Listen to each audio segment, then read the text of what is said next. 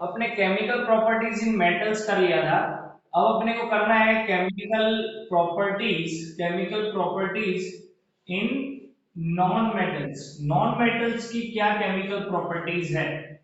अब देखो, अपने जितनी भी केमिकल प्रॉपर्टीज पढ़ेंगे ना, याद रखना केमिकल प्रॉपर्टीज का मतलब ही क्या है। मैं पहले ही बता दूं केमिकल प्रॉपर्टीज का मतलब क्या है।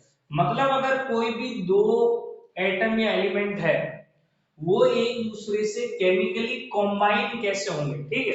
तो याद रखना अभी जो हम टॉपिक करेंगे ना, इसके बाद एक बहुत इंपॉर्टेंट टॉपिक होगा, that is ionic and covalent bond. Ionic and covalent bond, इसके अंदर ये कोवैलेंट बॉन्ड, अभी जब ये हम प्रॉपर्टीज पढ़ेंगे ना, chemical properties of non metal, तो इसके अंदर एक कोवैलेंट बॉन्ड वर्ड बार बार यूज होगा। कोवैलेंट बॉन्ड क्या है पता नहीं चलता तो घबराना मत, क्योंकि इस टॉपिक के बाद वही टॉपिक आने वाला है, ठीक है। तो देखो, केमिकल प्रॉपर्टीज में सबसे पहले क्या आएगा, रिएक्शन विद ऑक्सीजन। सबसे पहला है reaction of non metals with oxygen. Yes, non metals oxygen के साथ रिएक्ट करते हैं। For example, carbon plus oxygen gives carbon dioxide. याद रखना, नॉन मेटल नॉन मेटल जो है वो ऑक्सीजन के साथ रिएक्ट करके नॉन मेटेलिक ऑक्साइड बनाएगा। नॉन मेटल्स कैसे होते हैं, एसिडिक या बेसिक? हरी अप, जल्दी जल्दी। Very good. तो जो नॉन मेटेलिक ऑक्साइड्स होंगे, या तो ये एसिडिक होंगे या फिर ये न्यूट्रल होंगे। अगर कार्बन डाइऑक्साइड गैस जो है दैट इज एसिडिक, इसको अगर पानी में डालोगे तो कार्बोनिक एसिड बनेगा। कौन सा एसिड? Carbonic acid. लेकिन एक स्पेशल केस भी है, हाइड्रोजन जब ऑक्सीजन के साथ रिएक्ट करेगी, हाइड्रोजन नॉन मेटल है, ऑक्सीजन के साथ जब रिएक्ट करेगी तो वाटर बनाएगी, वाटर इज न्यूट्रल। समझ में आया, यस और नो? मतलब नॉन मेटल्स ऑक्सीजन के साथ रिएक्ट करेंगे, यस, और नॉन मेटेलिक ऑक्साइड बनाएंगे, non metallic oxide acidic and neutral दोनों होंगे। समझ में आया? देर वाकई नहीं। अब सेकंड चीज है reaction with water. Second property is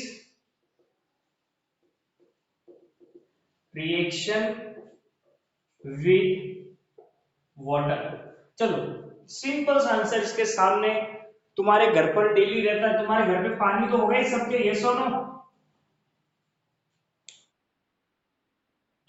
घर पे पानी रहता है तो हवा के अंदर ऑक्सीजन गैस है, हवा के अंदर हाइड्रोजन गैस है, ये सारी की सारी क्या है, नॉन मेटल्स है।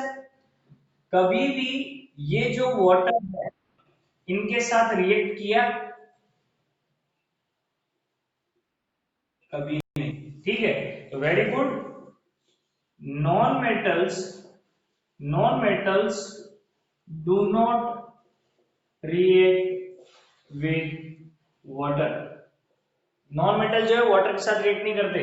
अगर पानी है, पानी के अंदर कोयला डाल दो, कार्बन, वो रिएक्ट नहीं करेगा, कोयला वैसे वैसे पड़ा रहेगा। घर पे ग्रेफाइट है, पेंसिल है, उसको इसमें डाल दो, नहीं तो बाहर से कहीं से कोयला उठा के लाके पानी में डाल दो, वो रिएक्ट नहीं करेंगे, ठीक है। तो जो नॉन मेटल्स है वो पानी के साथ रिएक्ट नहीं करेंगे। थर्ड चीज, reaction with third is reaction with acids, लेकिन मैं यूज करूंगा डाइल्यूट एसिड वर्ड। इसका भी आंसर है नो रिएक्शन। चलो, मेरे को बताओ नो रिएक्शन क्यों? Any idea, estimate, any estimate?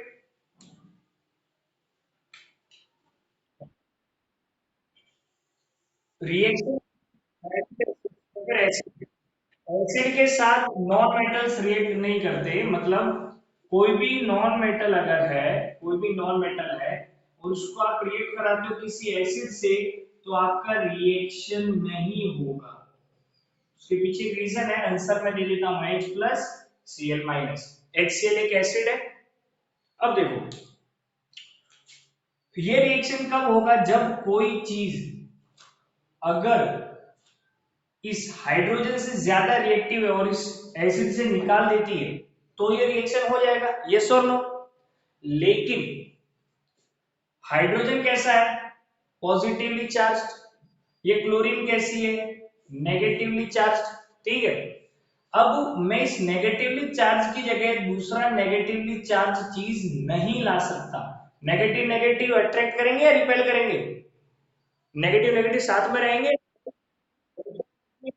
तो नॉन मेटल्स नेगेटिवली चार्ज होते हैं या पॉजिटिवली चार्ज, अपने पढ़ा था पीरियोडिक टेबल में, नॉन मेटल्स नेगेटिवली चार्ज होते हैं, मेटल चार्ज होते हैं। तो ये नेगेटिव यहाँ पर सेट होगा नहीं होगा ना, समझ में आ रहा है कि नहीं, यस और नो। तो इस वजह से रिएक्शन नहीं होगा, मतलब नॉन मेटल जो है वो एसिड के अंदर से हाइड्रोजन को रिप्लेस ही नहीं कर पाता, इसलिए इनका कोई रिएक्शन नहीं होता। समझ में आया, यस और नो। सबके सब एक बार अपना, अरे सबके सब एक बार अपना फ्रंट कैमरा चालू करो पहले, जल्दी से हरी अप।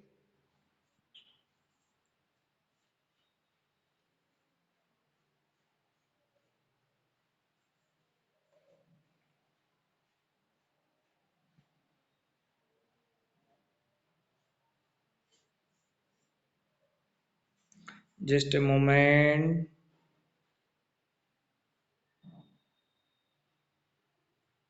क्या सिद्धार्थ, क्या अंधेरे में बैठे, क्या घर में लाइट नहीं है?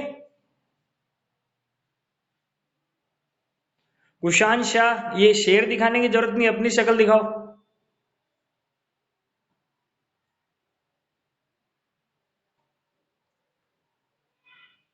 ठीक है, अब देखो नेक्स्ट अपने देखेंगे reaction of non metals, reaction of non metals with salt solution, with salt solution. अब देखो reaction of, reaction with salt, एक सॉल्ट लेते हैं अपने, कोई भी सॉल्ट ले लो, सोडियम क्लोराइड, ये सोडियम क्लोराइड सॉल्ट है, यस और नो। अब इसके अंदर ध्यान से देखो, एक है मेटल और दूसरा है नॉन मेटल, पता चल रहा है मैं क्या बोल रहा हूं, यस और नो।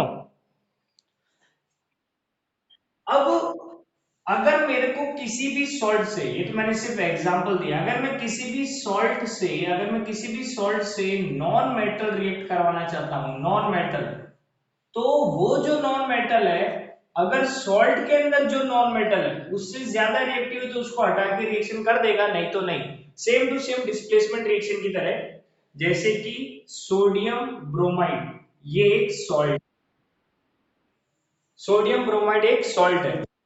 हाँ,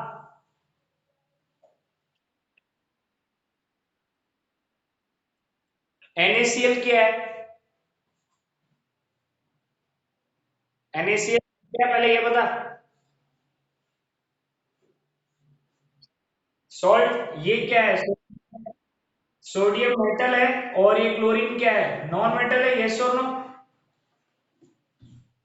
तो अगर अगर सॉल्ट के साथ आप किसी नॉन मेटल का रिएक्शन करवाते हो, किसका, नॉन मेटल का, तो अगर जिस नॉन मेटल से रिएक्शन करवा रहे हो वो सॉल्ट वाले नॉन मेटल से ज्यादा रिएक्टिव है तो वो यहां आ जाएगा और इसको हटा देगा, same to same displacement reaction की तरह। जैसे कि सोडियम ब्रोमाइड एक सॉल्ट है, मैंने सोडियम ब्रोमाइड को रिएक्ट करवाया क्लोरीन नॉन मेटल के साथ, हुआ क्या, ये जो ब्रोमीन है ये भी नॉन मेटल है, क्लोरीन भी नॉन मेटल है, क्लोरीन इससे ज्यादा रिएक्टिव है तो इसको यहां से हटा देगा और मेरे को मिलेगा NaCl प्लस Br। समझ में आया, यस और नो। डिस्प्लेसमेंट रिएक्शन की तरह ही इधर मामला है। अरे क्लियर वाक्य नहीं।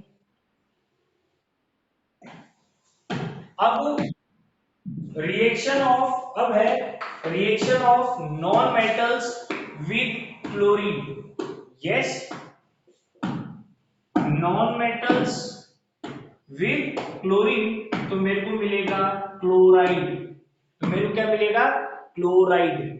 याद रखना ज्यादातर जो क्लोराइड्स होंगे, ज्यादातर जो क्लोराइड्स होंगे वो कैसे होंगे, गैसियस या फिर लिक्विड। अब देखो ये भी एक नॉन मेटल है और क्लोरीन भी एक नॉन मेटल है, बहुत बड़ी प्रॉपर्टी याद रखनी पड़ेगी। जब भी नॉन मेटल मिलके कोई चीज बनाते हैं, नॉन मेटल का कोई एक कंपाउंड बना है, इधर भी नॉन मेटल है और इधर भी नॉन मेटल, तो याद रखना वो कैसा बॉन्ड बनाएंगे, कोवेलेंट बॉन्ड। मैं समझाऊंगा कोवेलेंट बॉन्ड क्या है। Yes, non metals react with chlorine, for example hydrogen chlorine के साथ रिएक्ट करके बनाता है hydrogen chloride gas, hydrogen chloride gas. समझ में आया, यस और नो?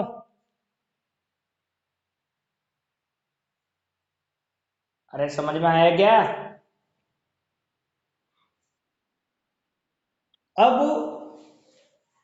रिएक्शन विद हाइड्रोजन, अब है रिएक्शन विद हाइड्रोजन। क्या नॉन मेटल्स हाइड्रोजन के साथ रिएक्ट करते हैं? Answer is yes. Non metal hydrogen के साथ, नॉन मेटल हाइड्रोजन के साथ रिएक्ट करके बनाएगा हाइड्राइड, हाइड्राइड, वेरी इंपॉर्टेंट। अब देखो, ये भी नॉन मेटल है, हाइड्रोजन भी नॉन मेटल है, अगर कोई दो नॉन मेटल मिलेंगे तो कैसा बॉन्ड बनेगा? Covalent bond. मैं बार बार क्यों रिपीट कर रहा हूँ, बहुत इंपॉर्टेंट चीज है। एग्जांपल है, ऑक्सीजन एक नॉन मेटल है, हाइड्रोजन रिएक्ट करके बन गया वाटर। समझ में आया, यस और नो? तो ये तो थी chemical properties of non metal. अब देखो, हमने सारी प्रॉपर्टीज पढ़ ली। ये सारी प्रॉपर्टीज हमने फिजिकल प्रॉपर्टीज पढ़ी, बहुत सारी थी, केमिकल प्रॉपर्टीज पढ़ी, नॉन मेटल्स की बहुत सारी थी, मेटल्स नॉन मेटल्स की सारी प्रॉपर्टीज पढ़ी। हमें ये सारी प्रॉपर्टीज याद रखनी पड़ेगी। क्यों? क्यों? कई बार क्या होगा, कोई एक प्रॉपर्टी अगर आप यूज करोगे तो उसमें एक्सेप्शन आ सकता है। समझ में आ रहा है कि नहीं, यस और नो? लेकिन चलो, इसमें एक्सेप्शन है तो आप ये वाली प्रॉपर्टी का यूज करो, इससे पता लगा लो कि मेटल है कि नॉन मेटल। ये नहीं तो किसी केमिकल प्रॉपर्टी का यूज कर लो, उससे पता लगा लो कि मेटल है कि नॉन मेटल। समझ में आया, यस और नो? अरे यस और नो?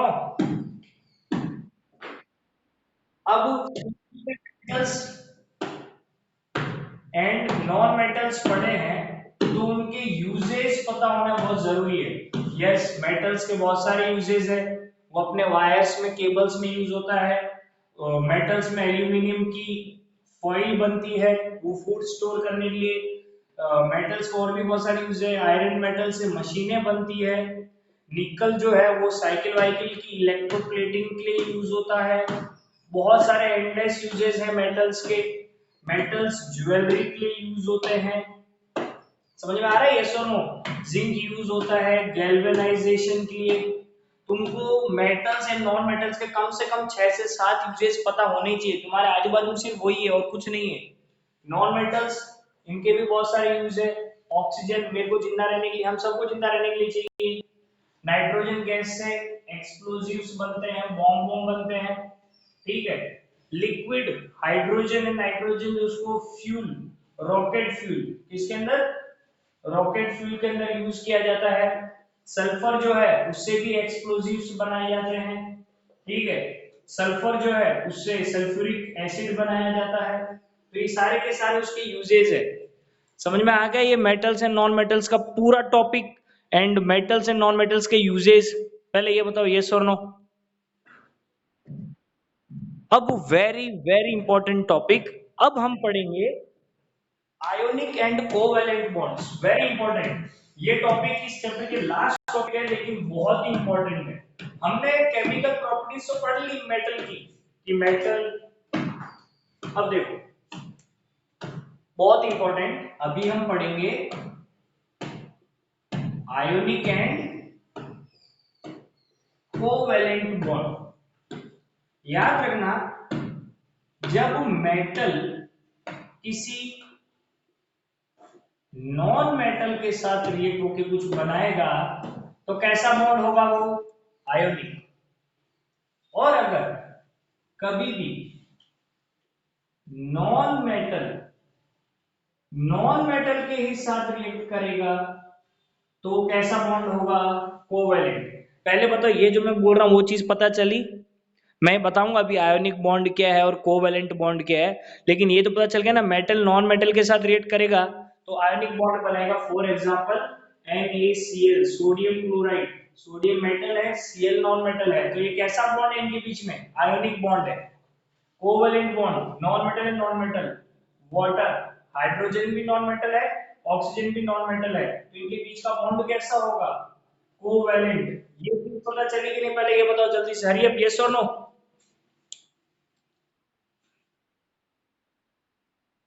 अरे ये तो पता चल गया ना, मेटल मेटल नॉन मेटल।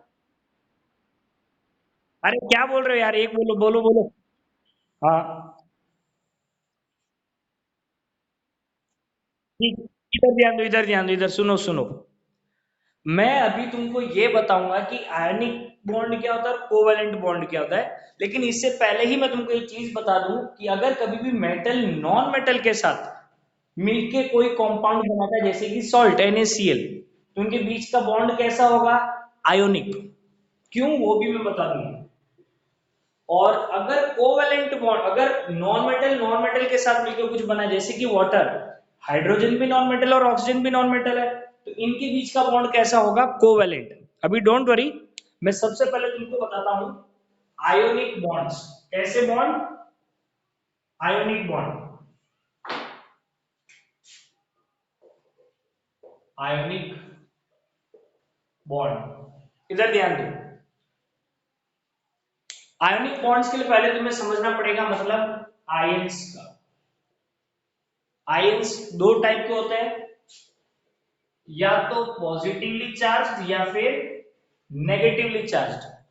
अब इधर ध्यान दो, होता है क्या बेसिकली, अपनी जितने भी एलिमेंट्स है, याद रखना, जितने भी एलिमेंट्स है, ऑल द एलिमेंट्स, जितने elements always want to be stable, that is unreactive.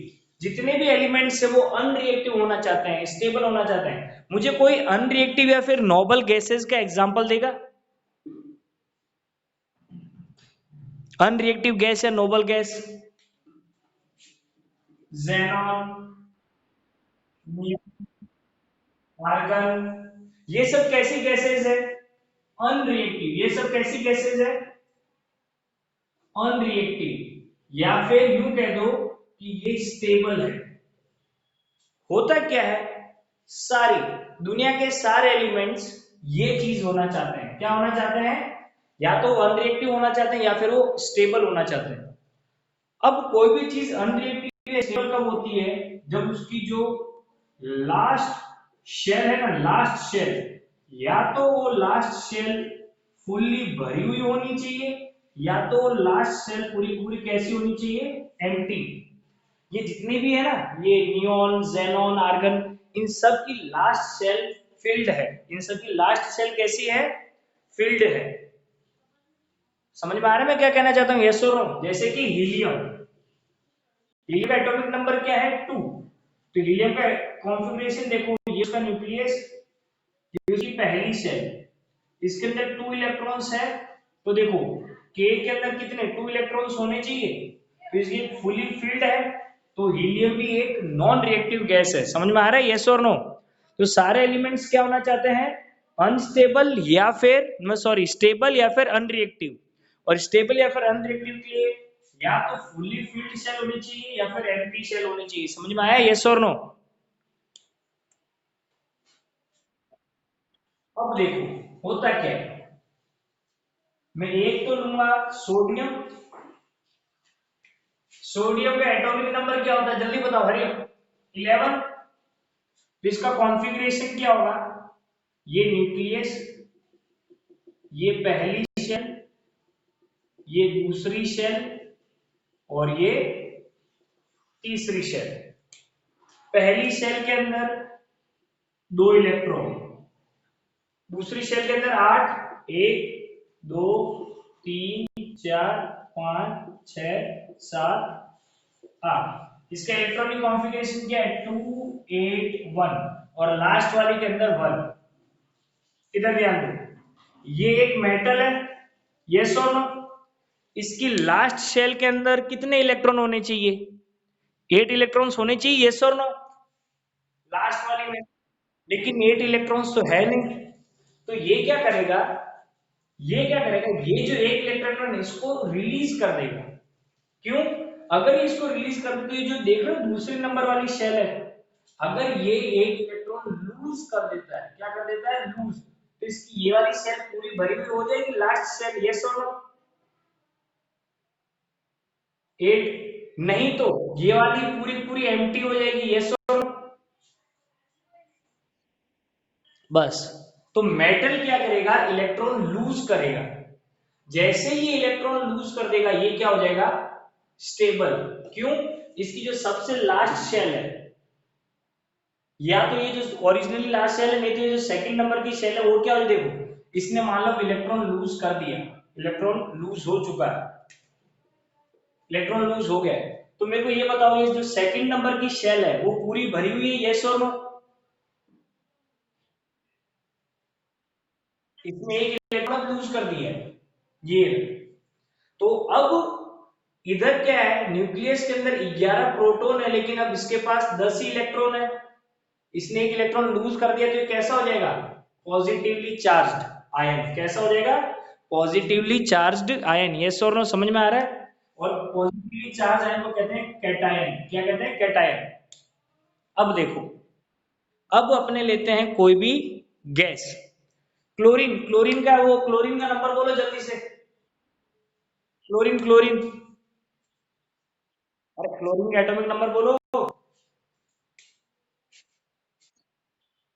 Chlorine का एटॉमिक नंबर नहीं पता तुम लोगों को?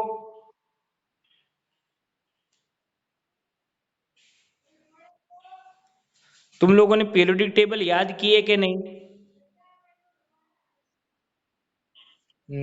रट के रखो। 17 मतलब 2 8 7, ये क्लोरीन, पहली शेल, दूसरी शेल और तीसरी शेल।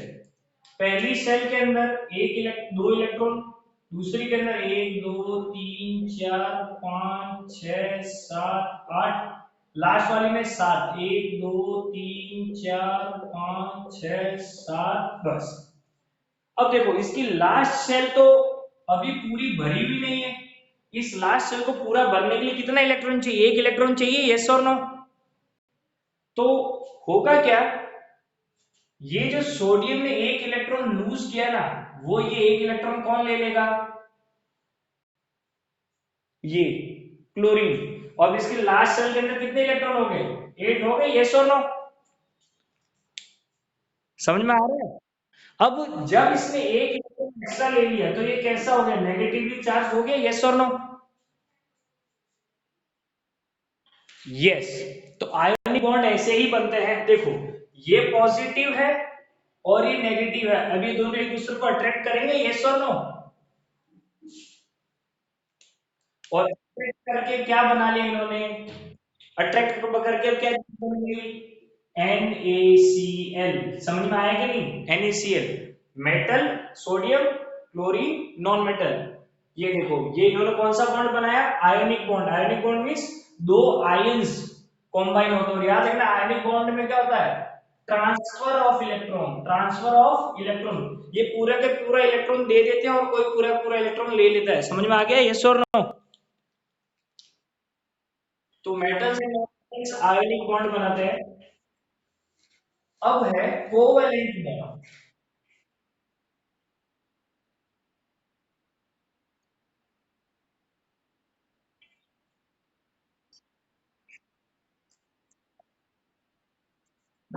हाँ, आयोनिक बॉन्ड में क्या होता है, पूरा के पूरा इलेक्ट्रॉन दूसरे को दे देगा, पूरा ही। हाँ, और आयोनिक बॉन्ड हमेशा किसके बीच में बनते हैं, आयंस, एक पॉजिटिवली चार्ज आयन और दूसरा नेगेटिवली चार्ज आयन। इसीलिए मेटल ज्यादातर पॉजिटिव होते हैं और ये क्लोरीन सॉरी नॉन मेटल ज्यादातर नेगेटिव होते हैं, इसलिए ये लोग मिलके आयोनिक बॉन्ड बनाते हैं। समझ में आया, यस और नो? अब है कोवैलेंट बॉन्ड। कोवैलेंट बॉन्ड में होती है शेयरिंग, वेरी इंपॉर्टेंट। ये क्या चीज है, चलो तुम लोगों ने मॉलिक्यूल का नाम तो सुना होगा, वाटर, वाटर वाटर वाटर, सबने सुना है यस और नो?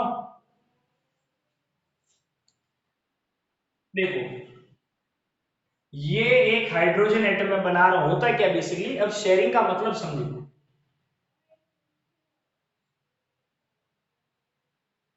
ये हाइड्रोजन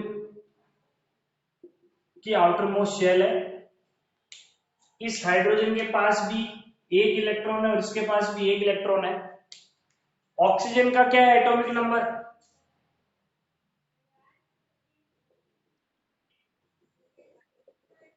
ठीक, मतलब एक, दो इलेक्ट्रॉन अंदर और 6 इलेक्ट्रॉन बाहर, 1 2 3 4 5 6। अब इधर ध्यान दो, ये जो हाइड्रोजन है अगर ये एक इलेक्ट्रॉन कहीं से ले ले, देखो मेरी पहले पूरी बात सुनो, अभी ले ले मैंने ले लिया है ये नहीं बोला है। अगर कहीं से एक इलेक्ट्रॉन ले ले तो इसके पास 2 इलेक्ट्रॉन हो जाएंगे, यस और नो?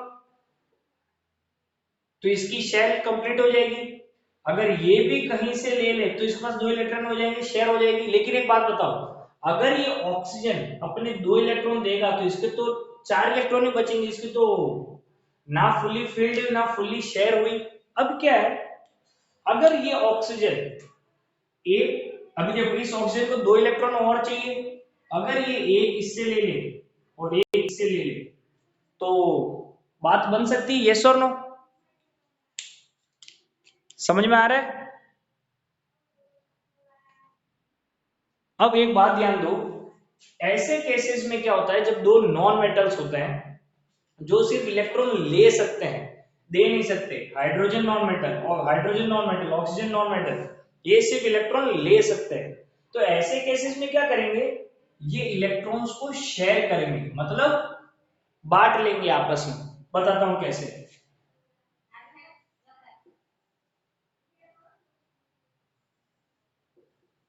और ये है ऑक्सीजन, ठीक है। क्या करेगा, ऑक्सीजन अपना एक इलेक्ट्रॉन इसके साथ शेयर करेगा और हाइड्रोजन अपना एक इलेक्ट्रॉन इसके साथ शेयर करेगा। ये वाला हाइड्रोजन इसके साथ एक इलेक्ट्रॉन शेयर करेगा और ये वाला ऑक्सीजन इसके साथ एक इलेक्ट्रॉन शेयर करेगा। देखो, ऑक्सीजन को 2 इलेक्ट्रॉन चाहिए थे तो एक हाइड्रोजन ने दे दिया शेयर करने के लिए और एक किस हाइड्रोजन ने, तो दोनों मिल गए, यस और नो? समझ में आ रहा है? और ये हाइड्रोजन को एक इलेक्ट्रॉन शेयर कर दिया, दिया नहीं पूरा, ओनली शेयर किया, शेयर मींस दोनों यूज कर रहे हैं, और एक इसको दे दिया। तो देखो इन हाइड्रोजन के पास भी 2 इलेक्ट्रॉन आ गए और इसके पास भी 2, तो ये स्टेबल हो गया, और ऑक्सीजन के पास ओवरऑल लास्ट में 8 इलेक्ट्रॉन आ गए तो ये भी स्टेबल हो गया। समझ में आया कि नहीं? तो इन्होंने क्या किया, शेयरिंग। अगर एक पेयर शेयर होता है 2 इलेक्ट्रॉन तो वो एक सिंगल बॉन्ड कहते हैं, और ऐसे यहाँ पर 2 बॉन्ड है तो ऑक्सीजन मत सॉरी वाटर कैसे बनाता है, डबल बॉन्ड। तुमको मैं जो बोल रहा हूँ समझ में आया, यस और नो?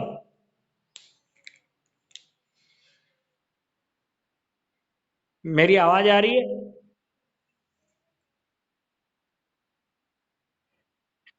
ठीक, इधर ध्यान दो।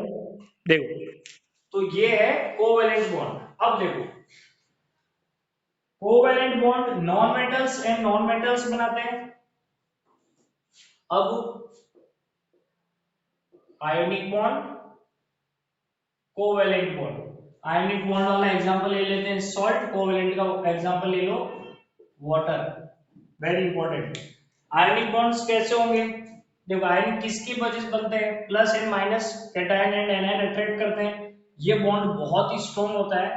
तो याद रखना ज्यादातर आयोनिक कंपाउंड्स कैसे होंगे, सॉलिड क्रिस्टल्स, और कोवेलेंट बॉन्ड वाले ज्यादातर कैसे होंगे, या तो गैसेज होंगे या फिर लिक्विड, बहुत ही रेयरली कोई ना कोई सॉलिड होगा। इसके अंदर एक एग्जांपल है, एक्सेप्शन है, डायमंड। डायमंड भले ही बना था कोवेलेंट बॉन्ड है लेकिन सबसे हार्डेस्ट एलिमेंट है, क्योंकि ज्यादातर सॉलिड होते हैं तो उनके melting point and boiling point ionic bonds के बहुत ज्यादा हाई होते हैं। क्यों, इसको ब्रेक करना मुश्किल है इस बॉन्ड को, और इनके melting point and boiling point as compare to ionic bond lower होते हैं। जैसे कि वाटर, ये तो 100 डिग्री पे ही बॉईल हो जाता है, ये सो नो, सॉल्ट बॉईल होने के लिए 1000 डिग्री चाहिए, 1000 डिग्री या 800 डिग्री ऐसा कुछ है, ठीक है।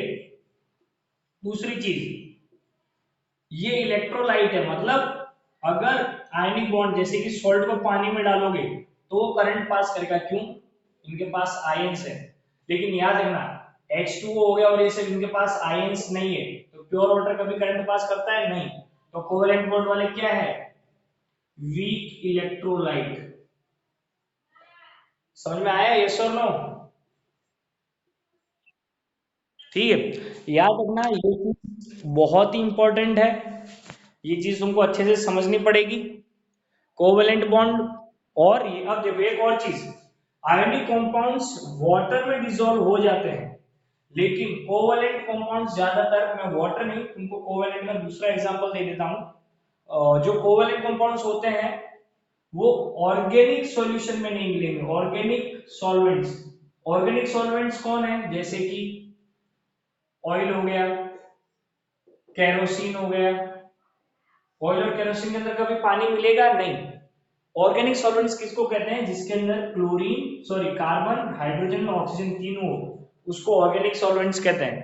तो कोवेलेंट बॉन्ड्स जो है वो, सॉरी सॉरी, ये जो कोवेलेंट बॉन्ड्स हैं वो ऑर्गेनिक सॉल्वेंट में मिलेंगे, लेकिन जो आयनिक बॉन्ड है वो ऑर्गेनिक सॉल्वेंट में नहीं मिलेंगे, ओनली एंड ओनली वाटर के अंदर मिलते हैं। समझ में आया? यस और नो? अब देखो ये जो चैप्टर पढ़ा, मेटल्स एंड नॉन मेटल्स की प्रॉपर्टीज, फिजिकल प्रॉपर्टीज,